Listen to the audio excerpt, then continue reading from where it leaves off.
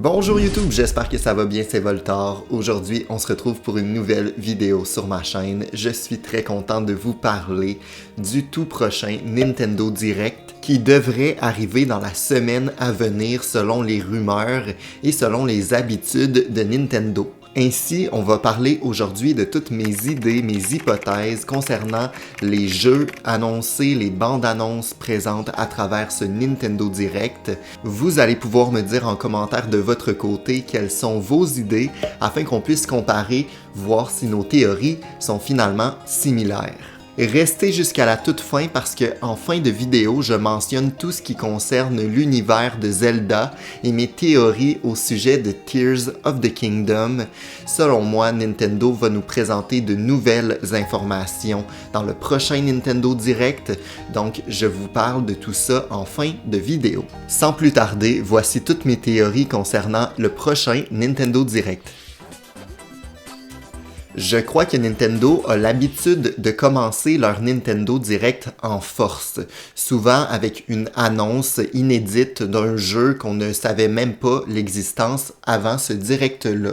Et c'est pourquoi je crois que Nintendo va commencer en force, avec l'annonce d'un tout nouveau jeu Donkey Kong Country. Le dernier Donkey Kong à être sorti est arrivé sur Wii U en 2014.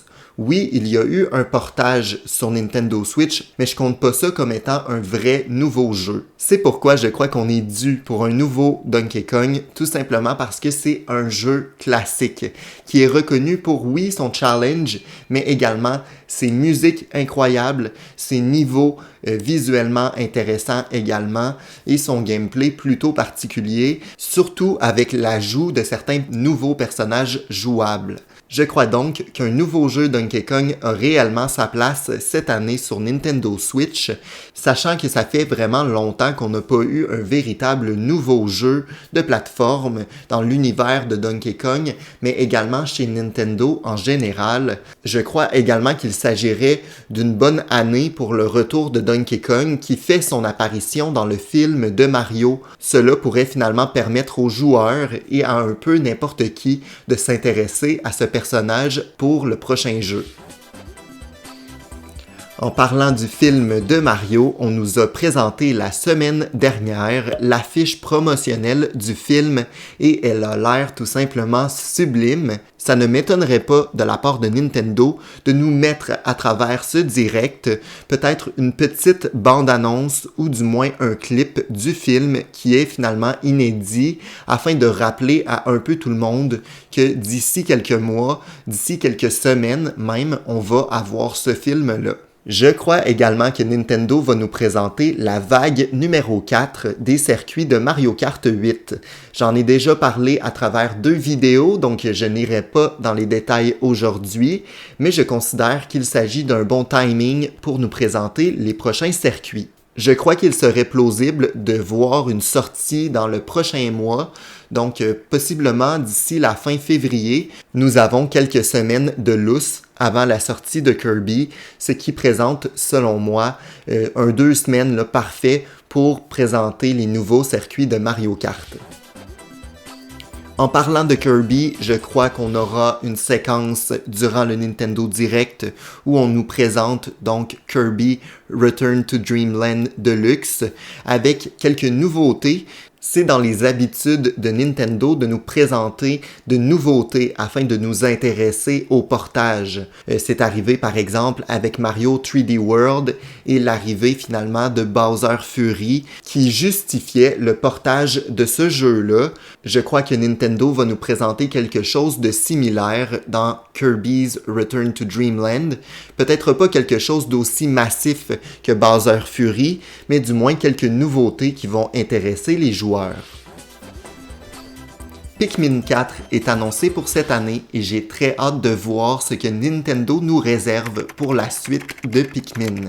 Je ne crois pas qu'on va avoir beaucoup de détails au sujet de ce jeu-là, tout simplement parce que je crois que c'est un jeu qui va finalement sortir en fin d'année. Mais on pourrait tout de même avoir un petit clip, une petite bande-annonce qui va nous présenter quelques nouveautés concernant ce 4e opus. On pourrait, selon moi, beaucoup baser cette bande-annonce sur la présentation des environnements et comment le jeu arrive à se renouveler comparativement aux Pikmin précédents, c'est-à-dire peut-être exploiter davantage les lieux intérieurs de certains bâtiments, de certaines ruines de notre monde, finalement, que Olimar pourrait venir explorer. Durant les jeux Pikmin précédents, on explorait davantage la nature, l'extérieur, mais je crois qu'il serait plutôt intéressant pour Nintendo d'exploiter certains décors intérieurs et des ruines de cabanons, de maisons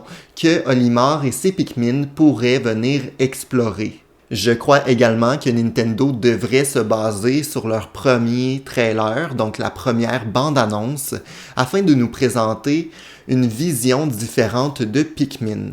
Durant les jeux précédents, on explorait le monde vu de haut et je trouve que cet angle de caméra était plutôt un peu décevant finalement, puisque lorsqu'on regarde le teaser du 4e jeu, le fait que la caméra soit vraiment portée au sol, qu'on explore vraiment l'environnement autour de nous, on voit la grandeur des objets, l'intensité des décors et ça nous emmène à explorer finalement le monde de Pikmin d'une manière complètement différente. Je crois que Nintendo pourrait également nous présenter le retour d'Olimar à travers cette bande-annonce et donc Olimar pourrait être le personnage principal de ce 4e jeu comparativement au 3e où on avait finalement 3 personnages différents. Prochain élément présenté dans le direct, selon moi, on pourrait s'attendre à une mise à jour concernant Splatoon 3. Je crois qu'on est dû pour de nouvelles armes, de nouvelles maps, de nouveaux habits. Qui sait, peut-être également un nouveau mode de jeu afin de renouveler un peu notre expérience. Et je crois qu'on pourrait terminer le segment sur Splatoon 3 avec un teaser de l'arrivée du DLC payant qui devrait arriver au courant de l'année. Donc on pourrait avoir peut-être un petit clip, une petite vidéo en fin de trailer afin de nous présenter que prochainement on va avoir le DLC payant et plus d'informations à ce sujet durant le prochain Nintendo Direct. Et pour les intéressés, selon moi, on va avoir un segment sur Xenoblade Chronicles 3 et l'arrivée de la vague 3 des DLC. Donc peut-être une présentation des nouveaux habits, des nouveaux challenges, mais également du nouveau personnage jouable qui devrait faire son apparition à travers la prochaine vague de DLC. Ceci étant dit, passons maintenant à Zelda Tears of the Kingdom qui selon moi va venir clore le Nintendo Direct. Je vous partage donc toutes mes théories à ce sujet. Je crois que Nintendo nous cache des informations très intéressantes et très importantes concernant le prochain Zelda et finalement certains de ces éléments vont être présentés durant le prochain Direct. Donc, je crois qu'on peut s'attendre au retour de la princesse Zelda et de la confirmation du fait qu'elle soit morte ou pas. Je ne crois pas que Nintendo va arriver à nous cacher cette révélation-là plus longtemps, puisqu'il s'agit selon moi d'un élément qui va venir impacter le scénario de manière plutôt importante. Personnellement, je ne crois pas en la mort de Zelda. Je crois plutôt qu'elle sera finalement un personnage jouable, possiblement quelqu'un avec qui on va pouvoir explorer les souterrains d'Hyrule et découvrir de nouvelles civilisations, de nouveaux peuples. Nintendo nous a présenté le fait que ce soit un renouveau pour la map de Breath of the Wild. Mais personnellement, je crois qu'il s'agit finalement d'un leurre, que Nintendo se joue de nous et qui vont nous présenter une map nouvelle pour le prochain Zelda. Je crois que notre exploration du Hyrule qu'on connaît va se présenter sous forme de prologue. Donc, au début du jeu, on va explorer le Hyrule de Breath of the Wild, mais durant une certaine séquence, on va possiblement voyager dans le temps ou changer de monde afin d'explorer un Hyrule qu'on ne connaît pas. Évidemment, il y aura quelques clins d'œil à la map de Breath of the Wild, mais je crois qu'on va explorer un Hyrule du passé, donc les ruines qu'on pouvait voir à travers Breath of the Wild seront finalement belles et reconstruites puisqu'il s'agit de l'origine du royaume. Est-ce que vous pensez qu'il s'agit là d'une bonne idée? Selon vous, est-ce que c'est plausible que Link voyage dans le temps afin d'explorer un Hyrule du passé? Ma théorie a quelques faiblesses, tout simplement parce que si on se base de ce qu'on connaît déjà, on a des îles volantes qui semblent finalement faire partie du Hyrule qu'on connaît, donc du Hyrule du présent. Donc, est-ce qu'il serait possible pour Link de faire quelques allers-retours entre le présent et le passé afin qu'il explore, oui, un Hyrule du passé et une map différente, mais également les îles volantes qu'on voit à travers les bandes annonces? C'est possible, mais il faut voir comment Nintendo va arriver à créer un scénario autour de ça. Donc, durant cette bande-annonce de Tears of the Kingdom, on devrait nous présenter des nouveautés concernant la map. Selon moi, c'est l'élément qui fait douter le plus de joueurs actuellement. Et c'est pourquoi, selon moi, un voyage dans le passé pourrait justifier le temps que ça a pris pour Nintendo de publier ce jeu-là, puisque la map a pris beaucoup de temps à ajuster. Et il serait temps qu'on ait plus d'informations concernant le scénario. Peut-être que finalement je me trompe et Zelda est réellement morte. Si c'est le cas, Link pourrait alors voyager dans le passé afin de tuer Ganon à la source de son pouvoir, c'est-à-dire dans le passé afin qu'il ne tue pas Zelda dans le présent. Un dernier élément concernant Tears of the Kingdom qui pourrait être présenté serait selon moi le retour des donjons plus classiques. Cela pourrait attirer les joueurs qui avaient quelques doutes, qui disaient que Zelda Breath of the Wild n'était pas réellement un vrai Zelda, ce que je ne comprends pas honnêtement. Peut-être 7 donjons finalement qui sont plus classiques, qui nous rappellent des donjons des Zelda précédents, ce qui a été un point faible mentionné chez Breath of the Wild. On disait que les créatures divines n'étaient pas réellement des donjons de Zelda. On pourrait s'attendre à 7 donjons. Pourquoi? C'est quand même un chiffre qui revient dans certains Zelda. Surtout dans celui-ci, on semble avoir 7 larmes autour de la déesse. Donc, il s'agirait peut-être d'un teaser pour le nombre de donjons dans Tears of the Kingdom.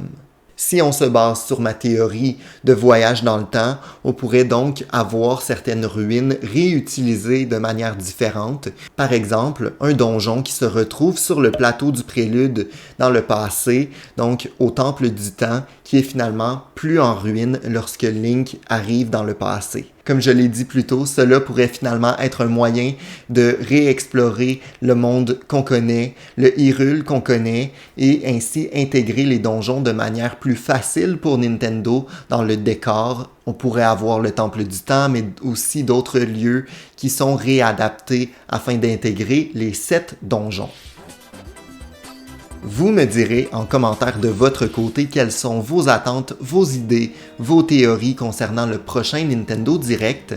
Ça va me faire plaisir de voir de votre côté à quel point vous avez des théories similaires ou différentes des miennes. Vous me direz également si vous attendez un Nintendo Direct cette semaine ou vous pensez plutôt que Nintendo va nous présenter tout ça à la fin du mois.